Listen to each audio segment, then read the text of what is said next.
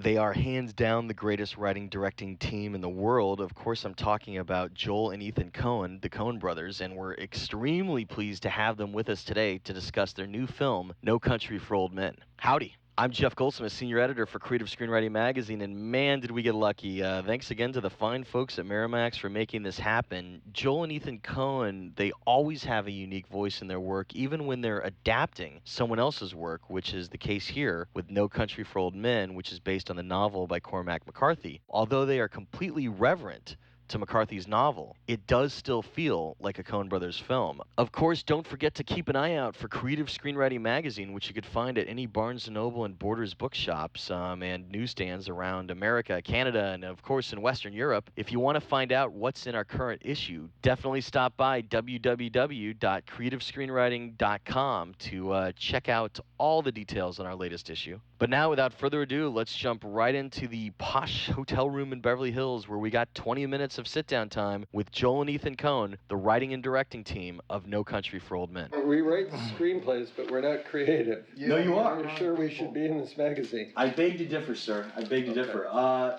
lot of people are curious. Is this a problem for the podcast? Take a magazine, kids. All right. Is this a problem for the podcast? No. I'll just keep doing that right by the mic. All right. Your habit. People are curious how you guys write together. I've interviewed a lot of writing teams. What's your process? Are you guys in the same room? Do you email back and forth drafts? No, we're in the same room. We go to the office in the morning conscientiously, which is not to say that we work conscientiously, but we're there so that if the spirit moves us, we can work.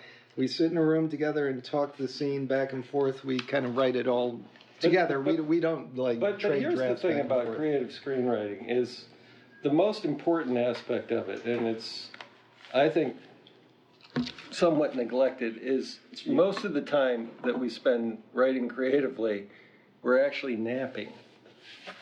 Yeah, a lot of We napping. do a lot of, for years and years, we would go into the office sort of religiously every day at, 9 or 10 in the morning and spend most of the day there. And my wife would accuse Ethan and I of essentially going in there and sleeping, and we would deny it. But about 2 years ago, we decided that it was Time to admit that, in fact, that is what we do most of the day. So I've actually interviewed a lot of writers that have been telling me that lately. I don't know why. What do you find that it helps you solve a writing problem? Like you sleep on it and it just kind of comes back to you? No, we just find that we get tired. Okay. as you get older, your sleep becomes more important. Talk about the importance of outlining in your writing process. We don't do it. We never do it. We haven't done it. We don't do it. Okay. So on most of your scripts that are original pieces of work, you don't know where you're going, your beginning, middle, and end? Correct. By the way, is your phone ringing? It is, Okay. yeah. I decided to ignore it. Good. But so you don't outline. So how do you know where you're going? I mean, do you know your beginning, middle, and end on an original We work? don't. We read something. I can't remember who the quote is from. That enormous does. Enormous does. That influence. Yes. That enormous does influence. See, that's an example of creative some sort of syntax. That enormous does influence Lee.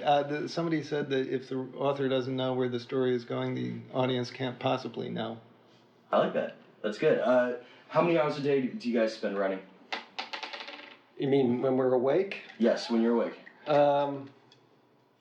It's not very much, actually. No, they're pretty easy hours.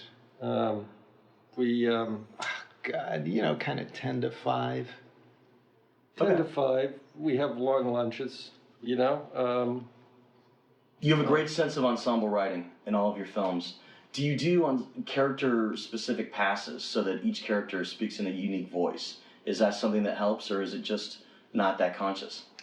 Oh, no. No, we don't do that. Whatever that would be. That's Okay. kind of a strange concept. It's strange that people do that, but people do all kinds of things. Talk about your process for dialogue, because I mean that's another thing you guys are really known for. Do you talk it out together since you have the benefit of being a writing team? Do you record it, play it back? Talk about writing dialogue. We've never recorded it, except, orthographically. Yeah, but we do talk it back and forth, talk a scene back and forth. Yes. Some specific pieces of dialogue I want to talk about just briefly. In Raising Arizona, everybody kind of says, well, okay then. Where did that come from? Was that something you found just in the area by visiting, or? No, actually, we hadn't been in the area until we went there to shoot the movie. I mean, the area specifically in Arizona. Well, that actually brings up another. We don't do any research either. Okay. We won't like visit an area. We write out of complete ignorance, really, and essentially make it up. A lot of research gets done sort of after the fact in production by the, art department, the costume department, the production designer, that sort of thing.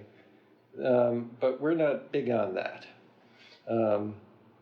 You guys, I mean, you really have more from the make it up school, and that's good. It works. It works for you, Yeah. absolutely. Yeah. Your knack for dialogue, I think, one of the greatest moments you guys wrote was the John Turturro monologue in Miller's Crossing. Could you talk about shaping that? How'd you know when? Jeez, can you remember it? I mean, if you can remember it, you just don't. Which monologue? When he's begging for his life in the forest. Yeah, that. It's an amazing monologue. Was it always part of your original plan, or did it just kind of come to you as you were writing? Since, as you said, you don't outline. I don't remember writing that specifically. I remember the process of writing the movie, which was really long. It took us a long time. It was one of the longer ones, yeah. Why do you think that was? Was there something that was blocking you? It was sort of a complicated plot, and at some point we lost ourselves in the miasma of the plot, and I remember at one point putting it aside for a while. We wrote it over a summer. We wrote like the first 40, 50 pages over a summer and then put it up. But that's actually something that we've done on a number of things where we've written maybe 30, 40, 50 pages of something and then set it aside. I remember on Fargo, for instance, we wrote all of Fargo up until the line where it said in the script, fade in Shep's apartment. Carl is humping the escort. That was like the last line on the page, and every few weeks we'd come back and look at the page and it would say, fade in Shep's apartment, Carl is humping the escort, and we didn't really know where to go from that, and it sort of stayed there, just that, and then a white, blank page for the rest of the, that was it. And at a certain point, I don't know what broke the log, what was the sort of, what broke the dam there. Yeah. But I remember that being a place where we had sort of set the script aside for a long period of time, then come back to it and somehow figured out where to go from there. I think the solution was that we had Shep come in and kick the shit out of him. Beat the shit out of him and kick the escort down the hallway. With a belt, I might add. Yeah. You writer's block. You wrote an entire movie about a writer struggling with writer's block and Barton Fink. How do you guys battle writer's block when you get it? Take 2 aspirin and go to bed. We actually, in the middle of writing Miller's Crossing, where we were just kind of sick of dealing with the plot, we wrote Barton Fink in a space of about, we wrote really quickly in a space of about 3 weeks. So actually, that's how we deal with it. If we get stuck with something, we put it aside and turn to something else. It's not uncommon that we'll work on, in some, work on it is maybe glorifying it a little bit too much, but we'll turn to something else in the middle of writing some other screenplay, just in order to think about something else when you get stuck at a certain point. That's good advice. Yeah. Ethan, you weren't officially credited as a director until 2004's Lady Killers. There were perceptions back and forth that you might have done some directing. It was never clear. There were rumors. Yeah, there were rumors. But now you are credited as a director. And the funny thing is, now that he's credited, he doesn't actually do any directing. Well, explain that. How does that work as co-directors? Do you guys divvy up, I'm going to take one scene, I'm going to take the other? How does that work? No, it doesn't. Actually, it's always been pretty much the same in terms of how we actually work. And, it actually comes out of writing. We kind of... writing the script is the process of figuring out and refining your ideas about what the movie is going to be, and that just becomes progressively more kind of specifically thought out as you're, making the movie, directing the movie. Certainly distinctions between us in terms of what we do have been totally artificial in terms of the credits, and they're even artificial in terms of, But you are writing as opposed to directing, or even you can make a case, directing as opposed to editing, which we also do, the two of us. We kind of. Although we don't take credit for that. Yeah, to make it more confusing. We just kind of, I don't know. The process of making the movie together that's what we do, and then you got to kind of figure out what to do with the credits. But there isn't like you take a specific scene and you try and direct it or anything like that. Oh no. Okay. No. I think the Tavianis do it that way. Yeah, so we've heard. They actually like alternate days or scenes or whatever. Which is interesting that you can actually stay home for a day. You guys are just starting. You're thinking about napping again. Yes, exactly. You guys are just starting to adapt. I mean, Oh Brother, Where Art Thou is adapted from Homer. Yes. Cuba Yeah, Libre sure. and To the White Sea, which haven't been produced, were adaptations. Yes. This is now an adaptation from a novel. Earlier you said you don't use an outline. Was having a novel as your kind of spine of your story a good start on the adaptation, or what changed about your process for writing an adaptation? Well, it's interesting. It does help to have a novel as the sort of, so the plot is basically there. It's interesting that with Oh Brother, Where Art Thou, it wasn't until we were maybe, I don't know, halfway through with the screenplay that we realized that we were writing the Odyssey. That was, in fact, it wasn't sort of a conscious decision to That's very true. adapt We the realized, Odyssey. we got this guy. It started the idea started with these three dopes escaping, chained together, a chain gang escape movie, which it's a time-honored genre. Then we realized, since the guy was trying to get home, George Clooney's character was trying to get back home on a long and arduous journey, that it was the Odyssey. So we kind of tarted it up once we were conscious of it, with sort of specific references to Who the Odyssey. knew we were adapting the Odyssey? But It made now us on feel this good about ourselves. on this book, how reverent would you say you were? Invention's always a part of adaptation. Do you want to tell us about a scene or a sequence that you're really proud for inventing, adding on to Cormac McCarthy's work? Well, we didn't really.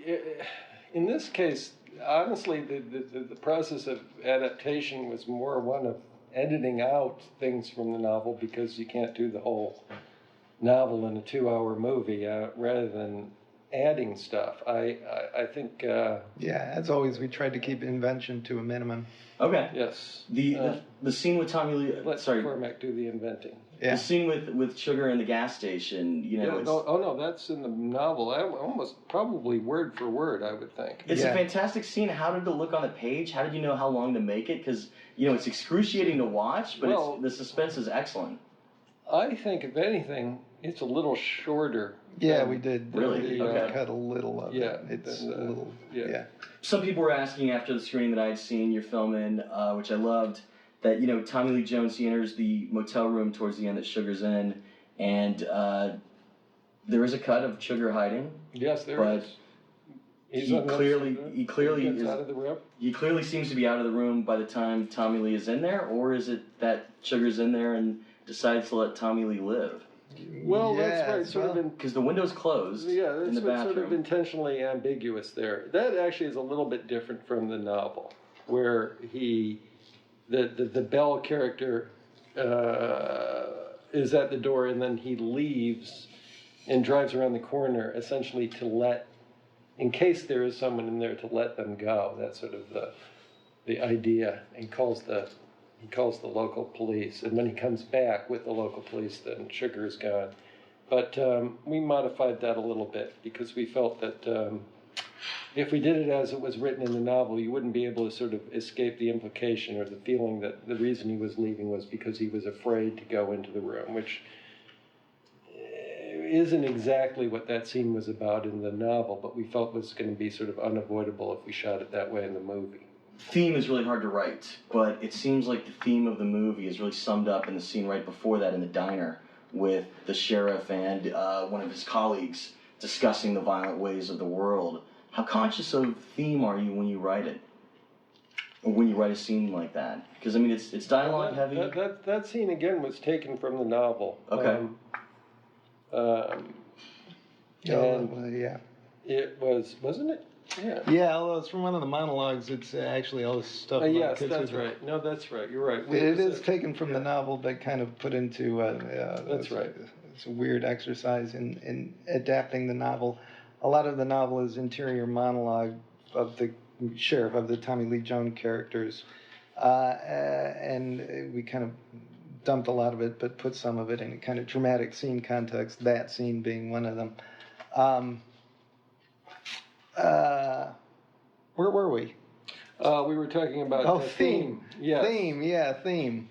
Well, I don't theme. Theme? Yes. Theme. All right. We're gonna move on. We're gonna move on. The decision not to show. The decision not to You show. got lost there. And I'll bring you back. Yeah, I'll bring you back. Yeah. The decision not to show Moss's death, I found very interesting. Yes. Talk about that. Was it? Well, again, that's from the novel. He dies off stage, as it were. Okay. Yes, it's striking. I mean, it was striking in the novel, maybe even more so in a movie, because it's even more unusual in a movie to have what seems like the main character be killed not only off screen, but by somebody who's not the bad guy, by actually just a bunch of nameless schmoes, which is also from the novel.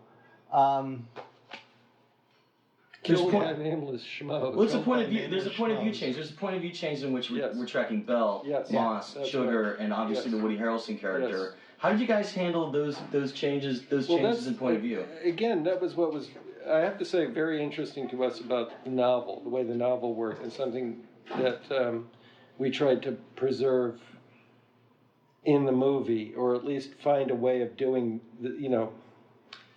It's not done exactly the way it's done in the novel, perhaps, but we tried to find a sort of analog to it in the movie, where you're following one story for a while, and then you follow another. That's very much like the novel. The other thing that was interesting to us was the idea that you sort of go through the principal part of the movie, most of the movie, sort of tracking with one character as sort of the center of the movie, the Moss character, and under the impression that this is really who and what the movie is about. And then, as in the novel, you reach a point where that character disappears, and you have to sort of ask yourself, okay, well, if it wasn't about him, and then what is it about, and who is it about? And that's what we tried to do in the movie as well. You guys have always had a skill for capturing kind of darkly macabre deaths in your films.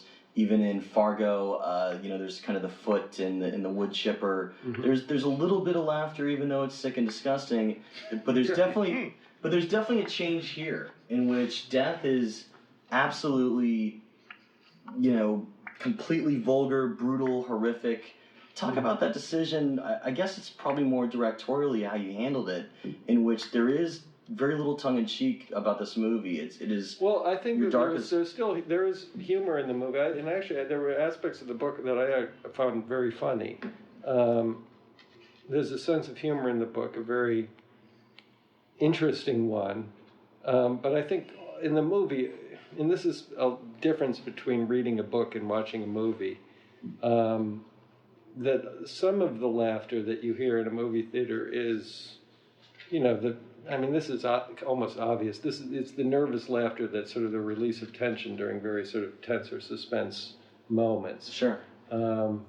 So I think it's sort of a combination of those two things, where you have, the humor that's there in the book and this sort of nervous laughter that comes out of the sort of suspense nature of the movie. You were talking about the violence being more sort of brutal or realistic or vulgar or brutal or whatever you want to call it. I think that that's really again, that's very much sort of a part of the novel also. There's not. So it's just part of your adaptation process? It's not a comic book kind of violence like there are, and it is in certain movies or even certain things that we've done. Right, it's a little bit different in kind, the nature of the violence. I think that's fair. But there is something, I don't know what you call it. It's not funny exactly, but people laugh, and it's not just a nervous thing. I don't know what it is. People laugh, and Javier picks up in the motel. Javier picks up that gun with the badass gun with the big silencer on it, and then he picks up the cattle gun. Right. Or just the image of Javier walking with that cattle gun, that cattle apparatus, is in itself both a horrifying image and a comic image. It's interesting that it's the visual thing. Yeah. It's not you don't have that reaction in the novel. No. Although the whole conceit of the cattle gun is amusing, right? But you don't have the actual physical laughter of the image, Right. the image engenders. But it's kind of the same thing because it's kind of a reaction to the outrageousness of it. It's outrageous, but it's not wrong. There's something funny about it. Right, that's true. I love you guys' work. I can't wait to see what you do next, and thanks a lot for your time. Okay. All right, Great. thanks, man. Great. And that's how the Q&A went down. Thanks again to the fine folks at Miramax for making this Q&A happen, and of course to Joel and Ethan Coen, the writing directing team of No Country for Old Men, based on the novel by Cormac McCarthy. If you dug this episode of the podcast in general, consider tossing a virtual tip into our PayPal virtual tip jar by visiting www.creativescreenwritingmagazine.blogspot.com and look for the PayPal icon. Your tips are appreciated and definitely help out with equipment, hard drives, and all the other stuff we need to keep this podcast running. Of course, feel free to check out my blog, which I even managed to update on the rare occasion that I have time to do so by visiting www.jeffgoldsmith.blogspot.com. You can also always feel free to drop me a line by emailing me at yo.goldsmith@gmail.com, and I'll do my darndest to get back to you as soon as I can. Of course, don't forget to click that subscribe button in iTunes or your podcatching software because that's how episodes are downloaded automatically every time you click refresh. And if you have a minute, feel free to leave us positive feedback in the iTunes Music Store or at podcastalley.com. I'm Jeff Goldsmith, Senior Editor for Creative Screenwriting Magazine, thanking you again for tuning in and telling you to stay out of trouble. Till next week.